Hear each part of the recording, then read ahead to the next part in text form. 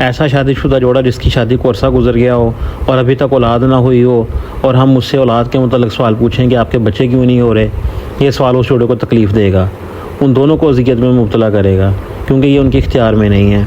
اسی طرح اگر کوئی ایسا جوڑا جس کی طلاق ہو چکی ہے اور ہم لوگ چسکے لینے کے لیے طلاق کی وجوہات پوچھنے لگ جائیں یا ان سے سابقہ لائف پارٹنر کو ڈسکس کرنے لگ جائیں تو یہ بات بھی ان کے لیے اذیت ناک ہوگی۔ یا کوئی ایسا شخص ہے جو بھی موجودہ حالات میں فائنینشلی طور پر اسٹرگلنگ فیز سے گزر رہا ہو اور ہم اس کے مالی حالات پوچھنا شروع کر دیں کہ آپ کا گزارا کیسے ہوتا ہے، کتنا کما لیتے ہو، یہ باتیں بھی تکلیف دہ ہیں۔ یہ سبھی چیزیں ان کے دائرہ اختیار میں نہیں ہیں، تو پھر ہمیں کیا جواب دیں؟ وہ ہمیں جواب دیں بھی کیوں؟ جو شخص آپ سے مالی معاملات پوچھ رہا ہوتا ہے، آپ اسے مالی حالات کا رونا رو کر مدد مانگ کر دیکھ لیں، وہ آپ کو دوبارہ کبھی پوچھے گا ہی نہیں۔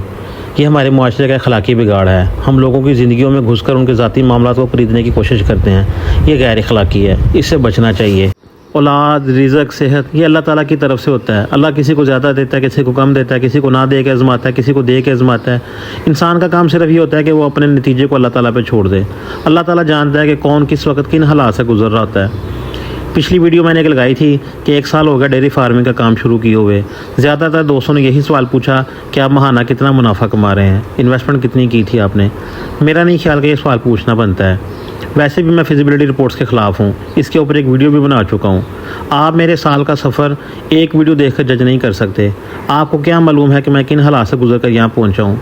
آپ یہ 1-2 دن کے حالات سے اندازہ لگا لیں۔ آج صبح 4 مہینے کی پریگننٹ گائے نے بچہ پھینک دیا ہے، اللہ جانتا ہے اس کو کیا وجہ بنی ہے، گرمی لگ گئی ہے یا کوئی خوراک میں کوئی کمی بیشی ہو گئی ہے۔ اب سیانوں سے پوچھیں آپ جو اس فیلڈ کے ماہر ہیں کہ اس طرح سے گائے اگر یا بھینس بچہ پھینک دے تو وہ 1 سال پیچھے چلی جاتی ہے۔ فارمر کا کتنا بڑا نقصان ہے، لیکن برداشت کیا ہے، صبر کر لیا ہے۔ صبر کے علاوہ ہم کر بھی کیا سکتے ہیں؟ یہ بکری دیکھیں، اس کو بھی شاید گرمی لگ گئی ہے اور اس کو ہم 15 دن سے اسی طریقے سے اس کا علاج چل رہا ہے، اس کو ڈرپ بھی لگ گئی ہے، اس کی میڈیکیشن بھی ہو گئی ہے، لیکن بکری سیٹ نہیں ہو رہی۔ شام پنکھا چلتا ہوا چھوڑ کے گیا ہوں بالکل ٹھیک، آج صبح آیا ہوں تو لڑکوں نے بتایا کہ بھائی یہ پنکھا ٹوٹا ہوا ہے۔ اب کس سے پوچھوں گا یہ کیسے ٹوٹ گیا ہے؟ اچھا یہ صرف میرے ساتھ نہیں ہے، یہ ہر ایک کے ساتھ ایسے ہوتا ہے۔ کل شام یہاں سے حویلی سے نکلنے لگا ہوں تو سامنے گٹر میں کسی کا جوان بچڑا گرا پڑا تھا، بڑا دکھ ہوا دیکھ کے، مطلب وہ بچڑا بڑی اذیت میں تھا۔ 1122 والے آئے ہیں، انہوں نے آ کے اس کو ریسکیو کیا ہے۔ اب 1 سال کے بعد نہ مجھے یہ یاد رہے گا کہ جی میری گائے نے بچہ پھینکا تھا، اور نہ ہی اس بھائی کو جس کا یہ بچڑا تھا اس کو یاد ہوگا کہ جی بچڑا میرا سال پہلے گر گیا تھا۔ بھول جاتا ہے فارمر، سال تو کیا ہم نے کل ہی بھول جانا ہے، بس اللہ نے صبر دے دینا ہے۔ انسان کو ہر وقت اللہ تعالیٰ سے اس کا فضل مانگنا چاہیے، آزمائشوں سے بچنے کی دعا مانگنی چاہیے کہ اللہ کسی آزمائش میں نہ ڈالنا اور کسی مصیبت میں مبتلا نہ کرنا۔